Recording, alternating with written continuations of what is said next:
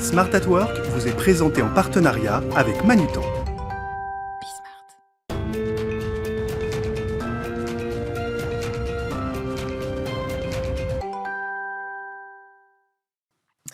Bonjour à tous, bienvenue dans Smart at Work, votre émission mensuelle autour du concept du bien travailler. Et ce mois-ci, on va s'intéresser de plus près aux accélérateurs de carrière, de la mobilité à l'intrapreneuriat. Quels sont les leviers dont disposent les entreprises? Dans quelle mesure est-ce que cela favorise l'engagement des collaborateurs? Quelles conséquences ensuite sur la performance de l'entreprise? Autant de questions auxquelles on va tenter de répondre avec mes invités dans Smart at Work.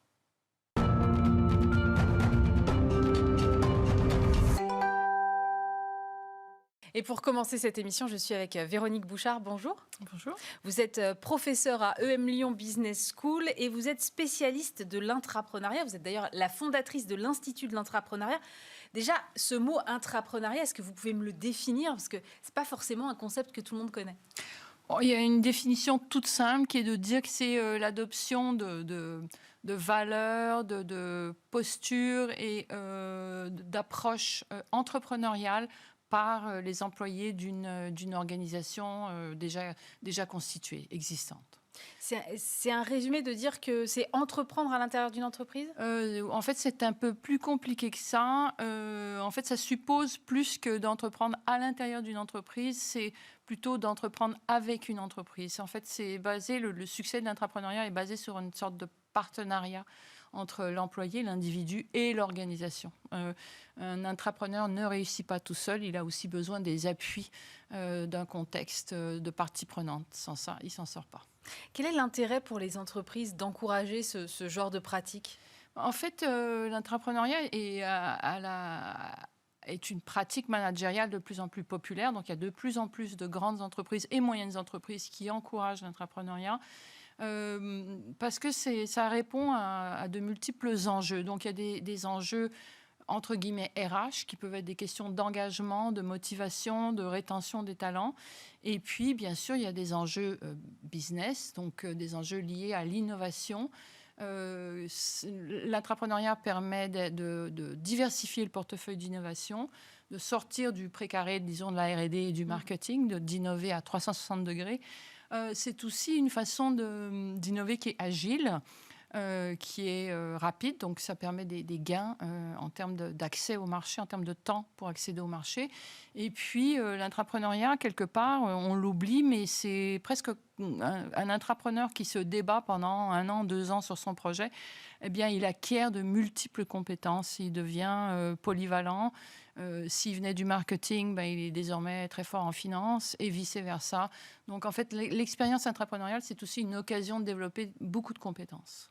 Et du coup, ça peut, à terme, justement, favoriser la mobilité en interne. C'est-à-dire, si on a fait un projet intrapreneurial et qu'il échoue, avec toutes ces nouvelles compétences, on peut bouger? Oui, à condition que la RH soit sensibilisée et soit capable d'évaluer le cheminement, la progression de l'entrepreneur ou des entrepreneurs. Est-ce que vous disiez, il y a de plus en plus d'entreprises qui s'y mettent.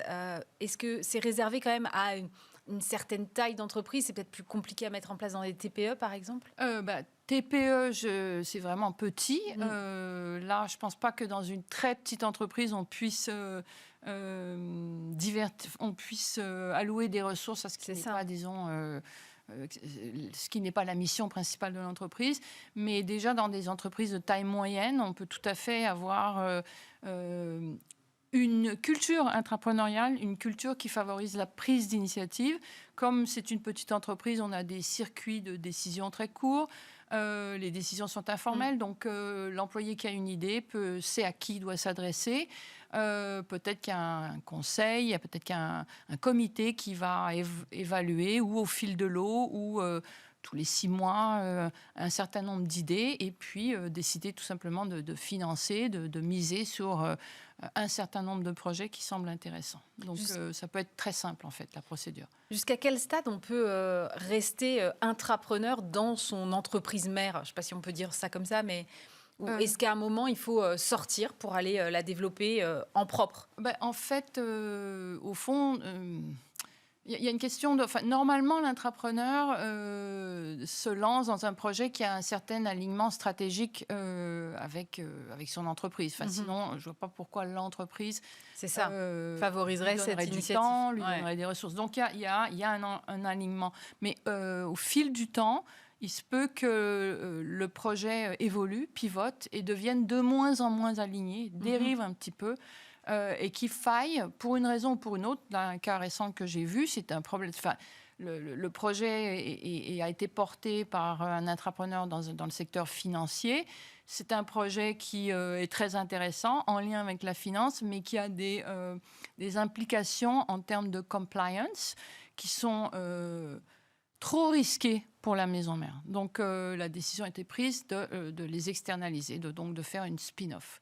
Donc, il y a des cas où, effectivement, l'entrepreneur doit ou peut décider de sortir, mais c'est plutôt un effet non voulu. C'est pas ça qui est recherché. C'est pas de l'essaimage. On cherche quand même à garder la valeur créée en interne.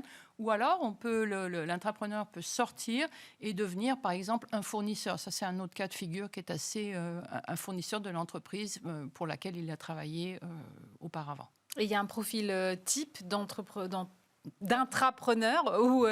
parce que tout le monde ne peut pas le faire, j'imagine. Je ne pense pas qu'il y ait de profil type en termes de homme, femme, âge, fonction. Par contre, c'est sûr qu'il faut d'abord croire énormément en son projet. Donc, il faut qu'il y ait vraiment un fit entre le projet et la personne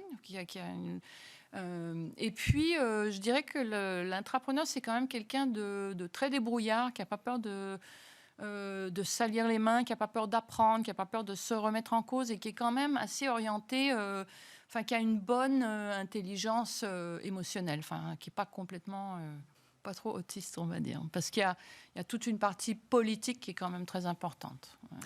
Merci Véronique, vous restez avec nous dans un instant. On poursuit cette discussion avec deux autres invités.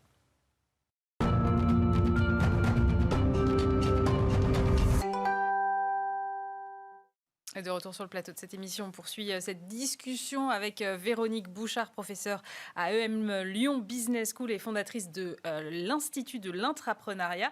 À vos côtés, Marianne Tessier, bonjour. Bonjour. Vous êtes cofondatrice de Neoness. Et puis Xavier Laurent, bonjour. Bonjour. Directeur des fusions et acquisitions du groupe Manutan et partenaire de cette émission.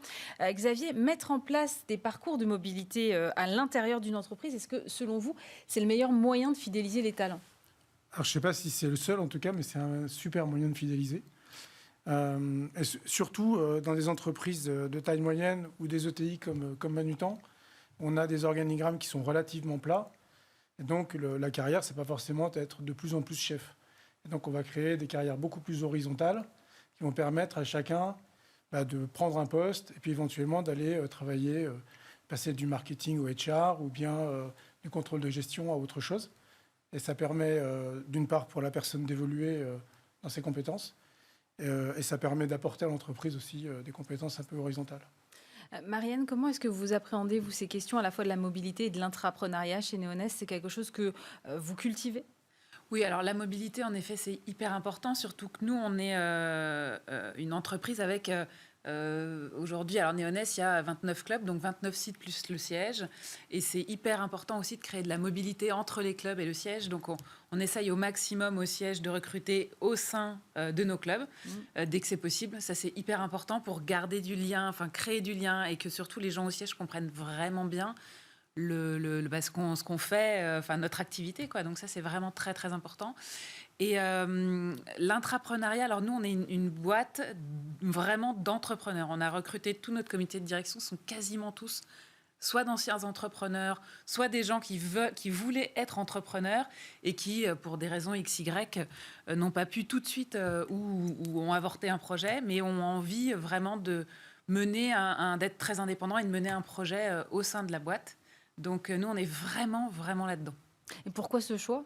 Alors pourquoi ce choix ? Parce qu'en fait, quand on a ça c'est un long cheminement, quand on a monté notre comité de direction, au début on a pris des gens qui étaient vraiment très opérationnels, mais qui n'étaient pas assez dans la stratégie. Après on a recruté des gens qui étaient beaucoup plus dans la stratégie, mais pas assez hands-on. Et en fait, on a trouvé que le bon compromis, c'était l'entrepreneur qui faisait les deux.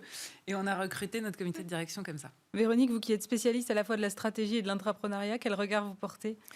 Je pense que c'est beaucoup plus facile de mettre en œuvre l'intrapreneuriat de cette manière-là, par le recrutement, qu'en lançant de coûteux programmes d'intrapreneuriat qui sont complexes à mettre en œuvre, qui ne donnent pas toujours les résultats escomptés. Là, on crée une culture. Et, j'ai pu parler avec Xavier auparavant. Et il semble que dans son entreprise aussi, on a une culture où chaque individu a le droit de dépasser en fait, les limites de la définition de son poste. En fait, il est encouragé. Ça fait partie de la culture. Donc, j'imagine que c'est un peu comme ça chez vous. Ouais. Mais quand on a cette culture-là, l'intrapreneuriat est quasi naturel, en fait. Donc, en fonction des opportunités, en fonction des moments de la vie, on n'est pas toujours... Être intrapreneur, c'est fatigant, entre guillemets. Ça requiert un fort engagement. Donc, il y a peut-être des moments de la carrière où on n'a pas forcément envie de ça. Et au contraire, il y a des moments où on a envie de dépasser ses limites, d'aller vers quelque chose de nouveau, de sortir de sa zone de confort. Et puis aussi, vous êtes dans une logique de croissance.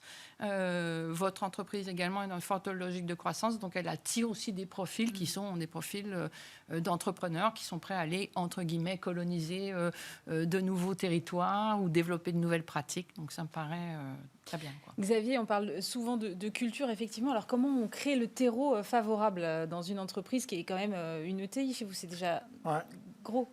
Alors, déjà, on le dit. On dit que c'est quelque chose qui est important. Et mais parfois, entre dire et faire... Bon. Oui, déjà, on le dit.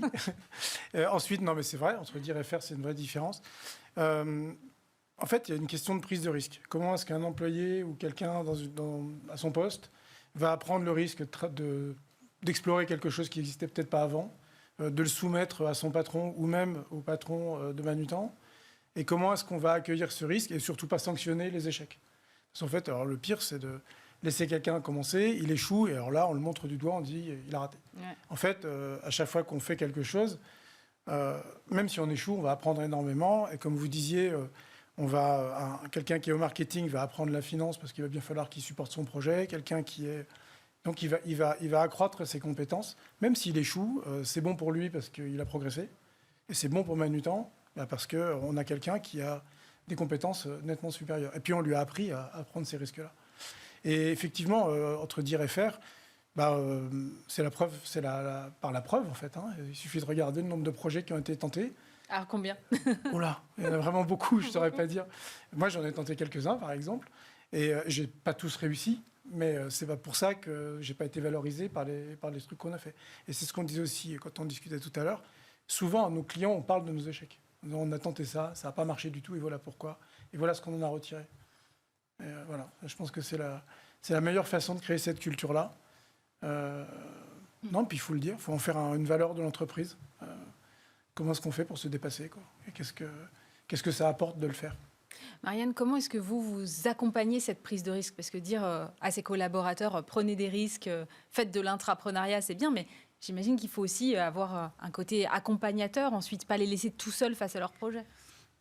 De toute façon, ils ne sont jamais tout seuls, évidemment.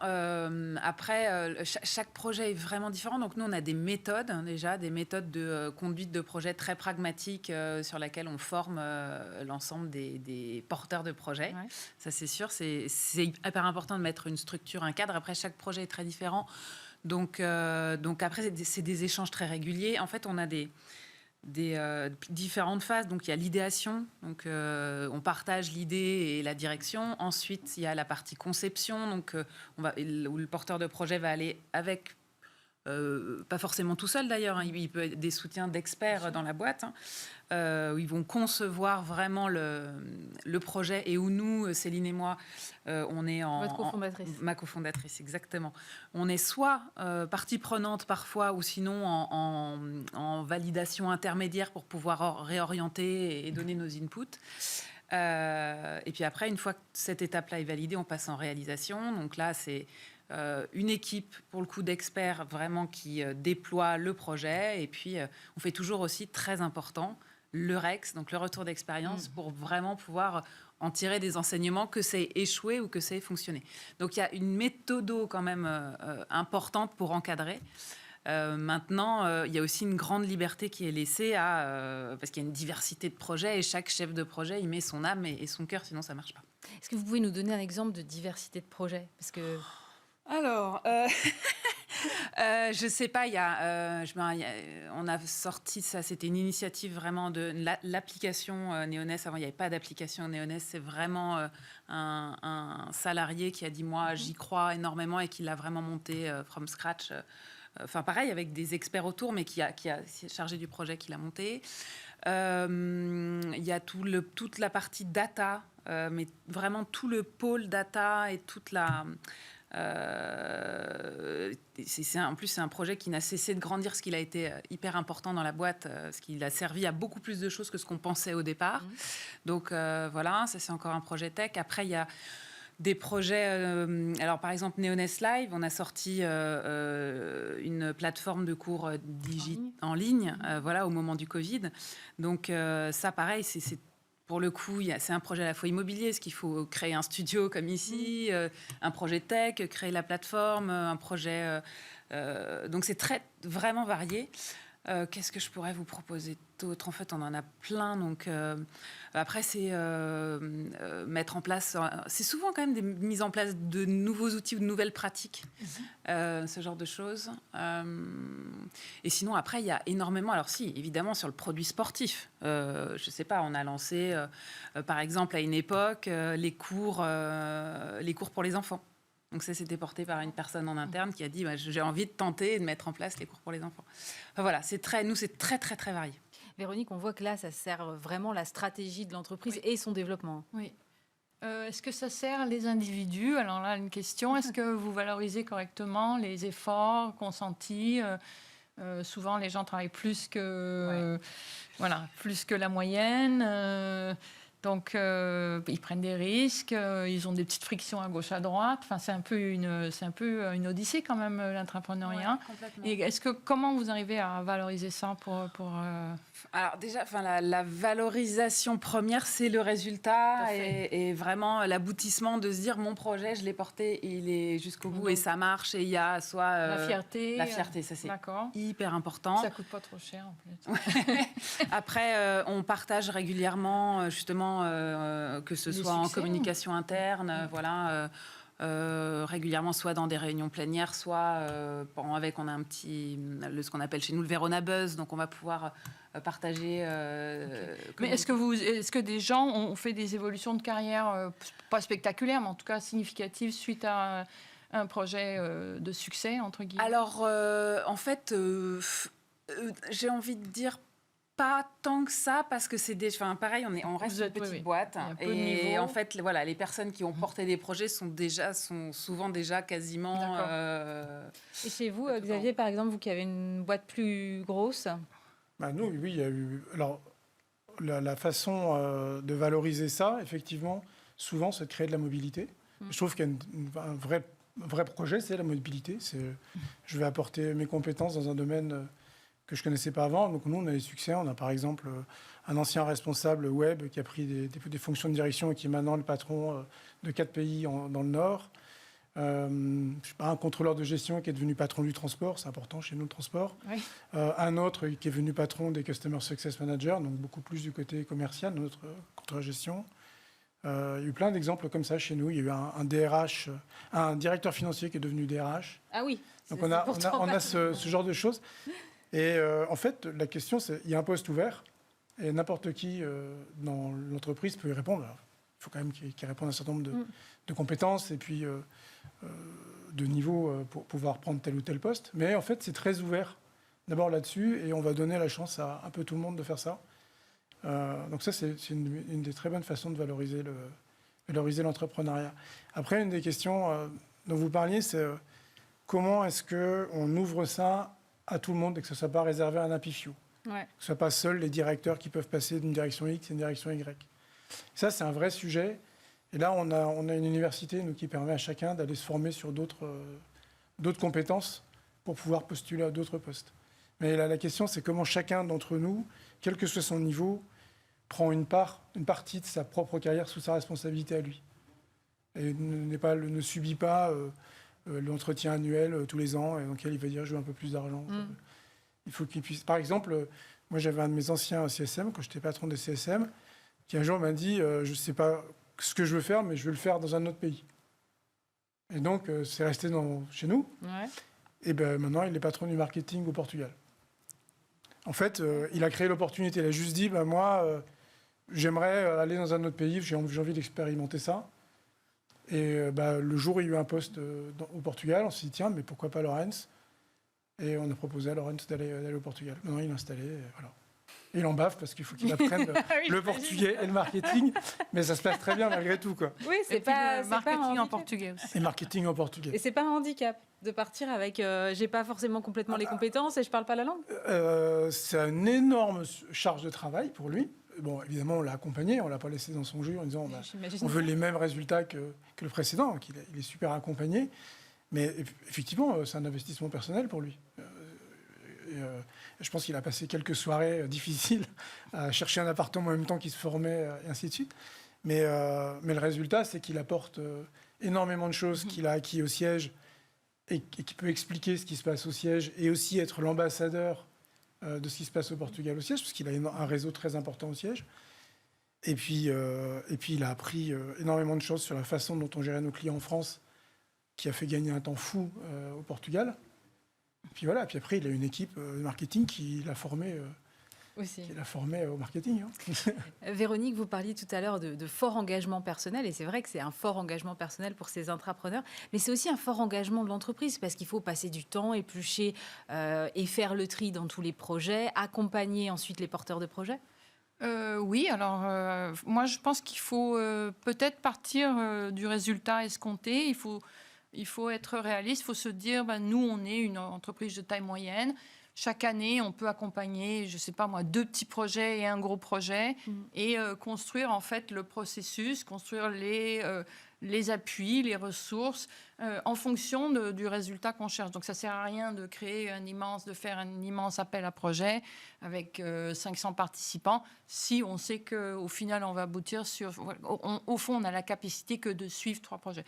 Donc je pense qu'il faut vraiment partir de la fin de l'entonnoir et remonter tranquillement l'entonnoir et faire au plus simple en fonction des résultats qu'on veut obtenir.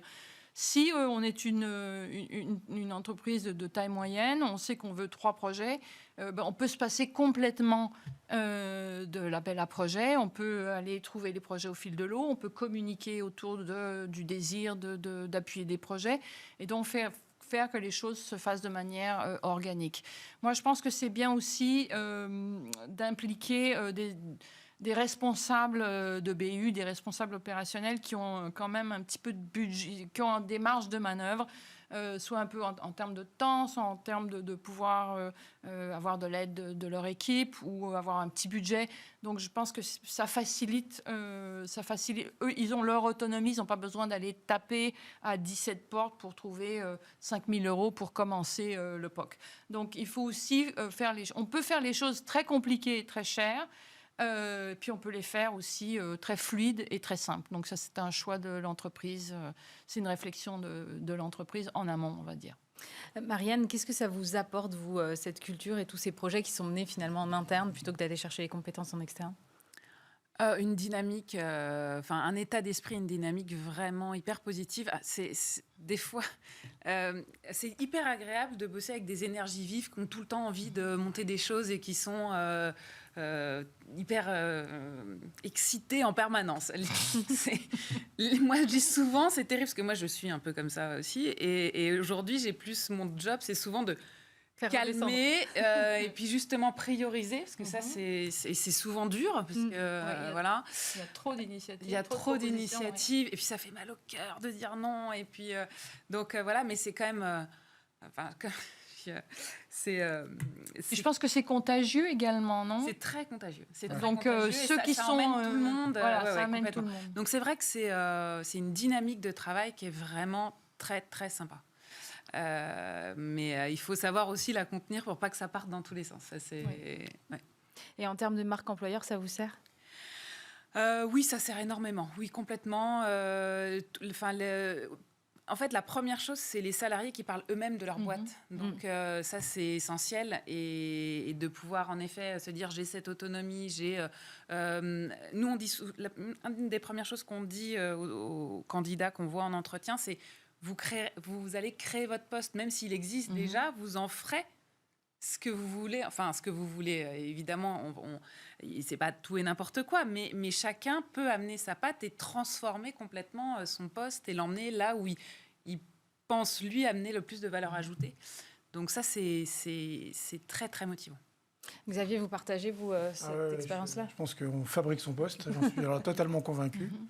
On dépasse son poste, parce que quand on est dedans, si on est dans cet état d'esprit, et on parlait comment détecter un intrapreneur, c'est celui qui va trouver le moyen de mettre son projet en avant, c'est celui qui va se battre pour que ce soit celui-là qu'on réalise, ou même qui va le démarrer de son côté et montrer des premiers résultats. Et du coup, c'est ça, il faut dépasser son poste, dire qu'est-ce que je pourrais apporter, qu'est-ce que je pourrais faire mieux qui faciliterait de la vie de l'étape d'après ou de l'étape d'avant. Ça, c'est le meilleur moyen de le faire, je pense. Et d'être le plus léger possible. Alors, moi, je trouve qu'il faut encadrer, mais il faut surtout encadrer au sens de supporter plutôt que de contraindre. Je pense qu'il faut essayer d'amener les gens à proposer des choses.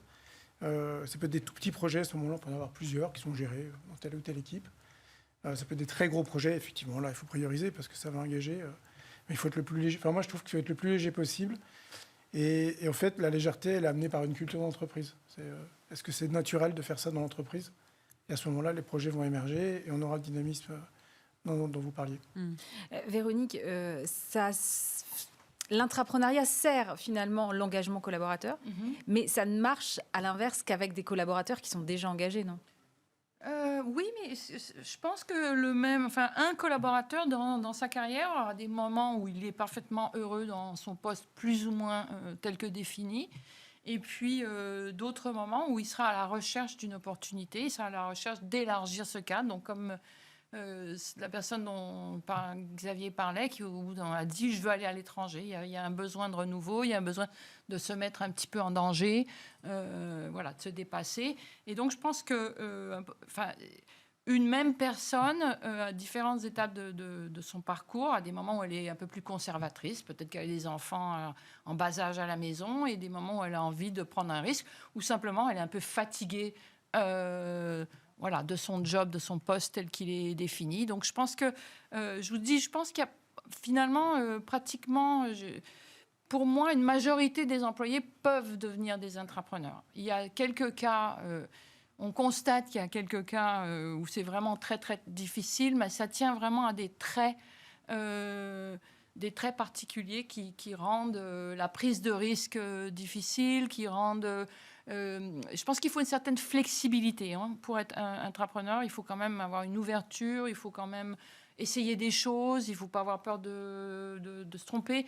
Donc, certaines personnes qui sont vraiment très, très rigides vont avoir de grosses difficultés. Mais je dirais que à part ce trait rédhibitoire, à différents moments de sa vie, à 30 ans, à 40 ans, à 50 ans, on peut être un intrapreneur, on peut être en bas de l'échelle, en haut de l'échelle. Je pense qu'il n'y a pas vraiment de limite de ce point de vue-là. Il suffit de trouver la bonne opportunité, la chose qui nous fait rêver, qui nous motive, qui a du sens pour nous. Et là, on a envie de s'y dédier à fond. Et il faut aussi sentir un climat de confiance autour de soi. Oui.